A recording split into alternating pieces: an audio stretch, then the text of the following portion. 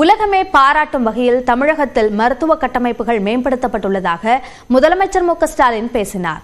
தமிழ்நாடு மருத்துவ பணியாளர் தேர்வு வாரியத்தின் மூலமாக தேர்வு செய்யப்பட்ட 2642 உதவி மருத்துவ அலுவலர்களுக்கு பணி நியமன ஆணைகளை வழங்கும் நிகழ்ச்சி சென்னை திருவான்மியூரில் உள்ள தனியார் மண்டபத்தில் நடைபெற்றது. இதில் கலந்து கொண்ட முதலமைச்சர் மு.க. ஸ்டாலின் அங்கிருந்த மருத்துவ அலுவலர்களுடன் குழு புகைப்படம் எடுத்துக் கொண்டார். பின்னர் அடையாளமாக 15 பேருக்கு பணி நியமன ஆணைகளை முதலமைச்சர் மு.க. ஸ்டாலின் வழங்கினார்.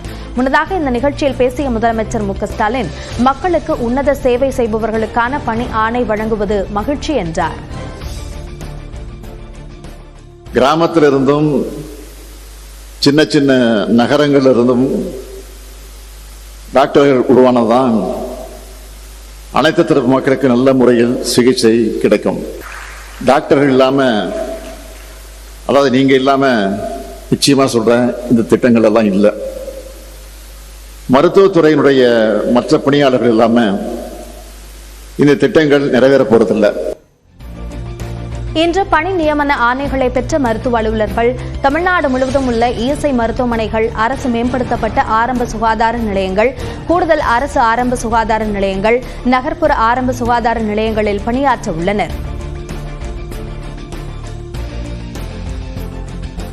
தொகுதி மறுசீரமைப்பால் தமிழ்நாடு ஒரு நாடாளுமன்ற தொகுதியை கூட இழக்காது என்று மத்திய உள்துறை அமைச்சர் அமித் ஷா உறுதிபட தெரிவித்துள்ளார்.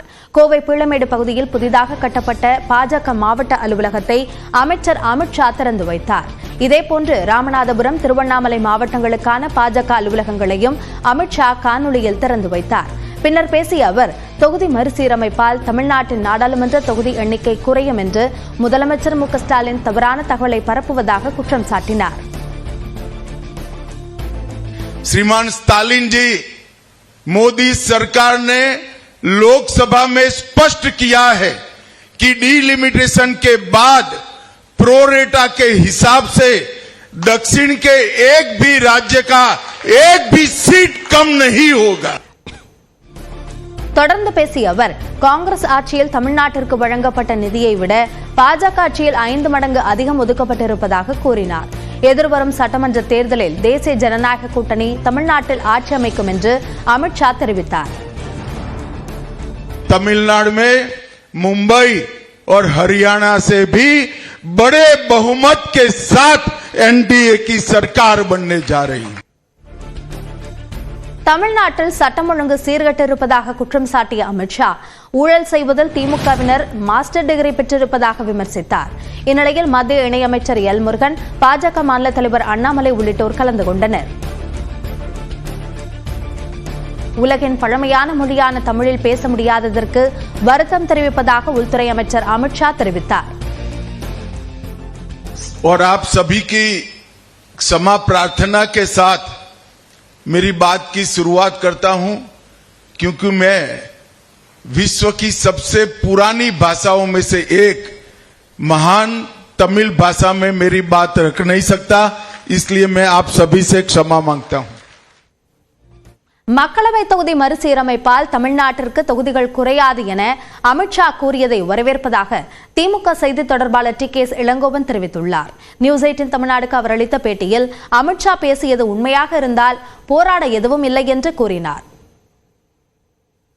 தமிழ்நாட்டுக்கு தற்போதுள்ள 39 தொகுதிகள் உறுதியாக இதே 39 தொகுதிகள் அவர் இருக்கும் என்று ஒரு வாக்குறுதி கொடுத்தால், அது உண்மையான வாக்குறுதியாக இருந்தால் நாங்கள் இதில் போராடுவதற்கு ஒன்றுமே இல்லை. தென்னாடு என்ற ஒரு நாட்டுக்கு மரியாதையே இருக்காது. அங்கே உள்ள நாடாளுமன்ற உறுப்பினர்களே பிரதமரை தேர்ந்தெடுப்பார்கள், ஆட்சியை அமைத்துக் கொள்வார்கள், எல்லாம் செய்து கொள்வார்கள். தென்னாடு தனித்து விடப்படும். இந்த அச்சத்தின் விளைவாகத்தான் எந்த சதவீத உயர்வாக இருந்தாலும் ஒவ்வொரு மாநிலத்திலும் அதே சதவீத உயர்வு இருக்க வேண்டும், அல்லது பழைய எண்ணிக்கையிலே இருந்தால் தற்போதுள்ள தொகுதிகள் எண்ணிக்கையை நீடிக்க வேண்டும் என்பதுதான் திமுகவின். என்ன நினைச்சு சொல்றாருன்னு தெரியல. அப்படி உண்மையிலேயே அப்படி நினைத்து சொன்னால் அது வரவேற்கத்தக்கது தான். அவர் தமிழ்நாட்டுக்கு வந்ததுனால அதை சொல்லிட்டு போறாராங்கிறத பார்க்கணும் போக போக.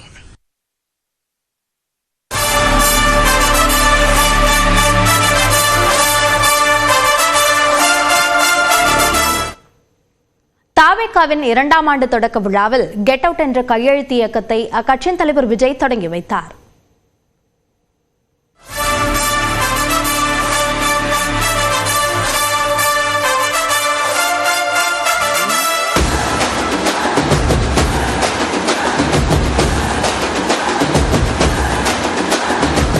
சென்னை அருகே மாமல்லபுரத்தில் தமிழக வெற்றிக் கழகத்தின் 2ஆம் ஆண்டு தொடக்க விழா நடைபெற்றது. இதில் 2000க்கும் மேற்பட்டோர் கலந்து கொண்டனர். தமிழக வெற்றிக் கழகத்தின் தலைவர் விஜய், பொதுச் செயலாளர் ஆனந்த், ஆலோசகர் பிரசாந்த் கிஷோர், ஆதவ் அர்ஜுனா உள்ளிட்டோரும் கலந்து கொண்டனர். விழாவின் தொடக்க நிகழ்வாக கெட் அவுட் என்ற கையெழுத்து இயக்கம் தொடங்கி வைக்கப்பட்டது. பெண்களுக்கு பாதுகாப்பின்மை, மக்களின் குரல்களை ஒடுக்கும் அரசியல் கோழைத்தனம், சாதி மற்றும் மற்ற சீர்கேடுகளை எதிர்க்க அஞ்சும் நயவஞ்சகர்கள், ஆட்சியின் அவலத்தை மடைமாற்றுவது, அரசியல் நோக்கோடு வன்முறைகளை ஊக்குவிப்பது, திட்டமிடப்பட்ட உழைப்பு சுரண்டல், இயற்கை வள சுரண்டலை எதிர்த்து உறுதியேற்போம் என்பதை வலியுறுத்தி இந்த இயக்கம் தொடங்கப்பட்டது.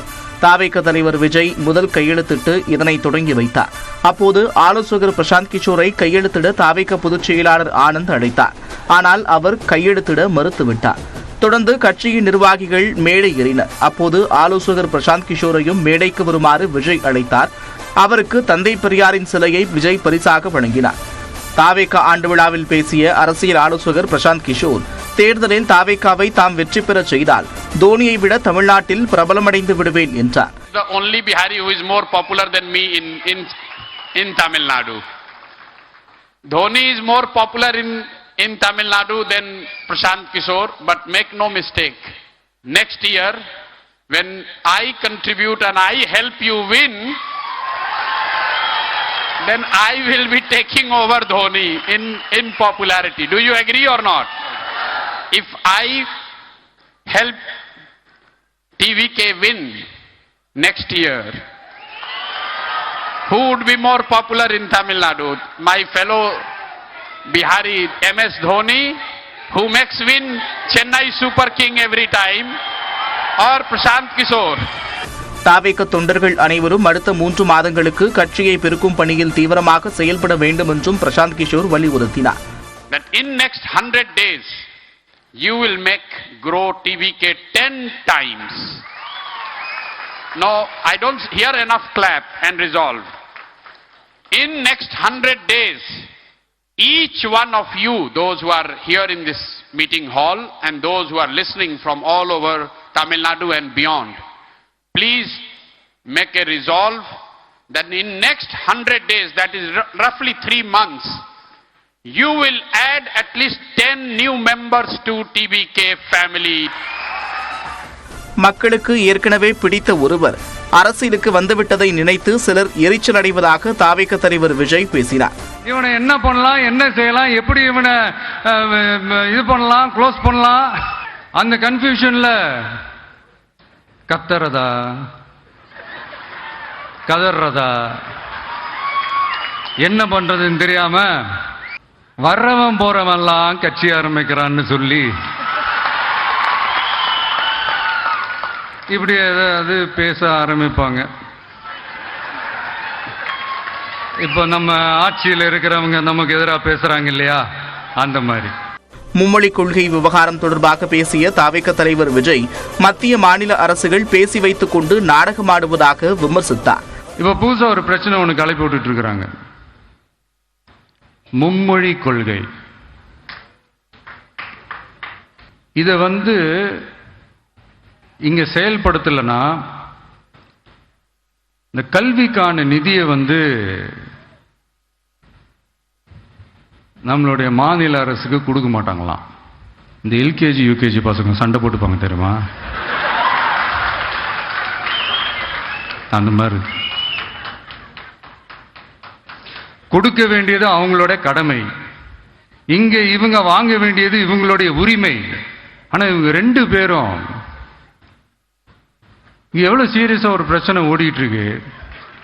இவங்க 2 பேரும் அதாங்க நம்ம பாசிசமும் நம்ம பாயாசமும்,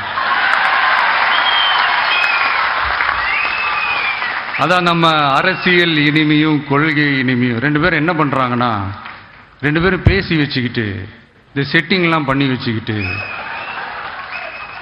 மாத்தி மாத்தி சோசியல் மீடியாவில் ஹேஷ்டாக் போட்டு விளையாட்டு இருக்கிறாங்க.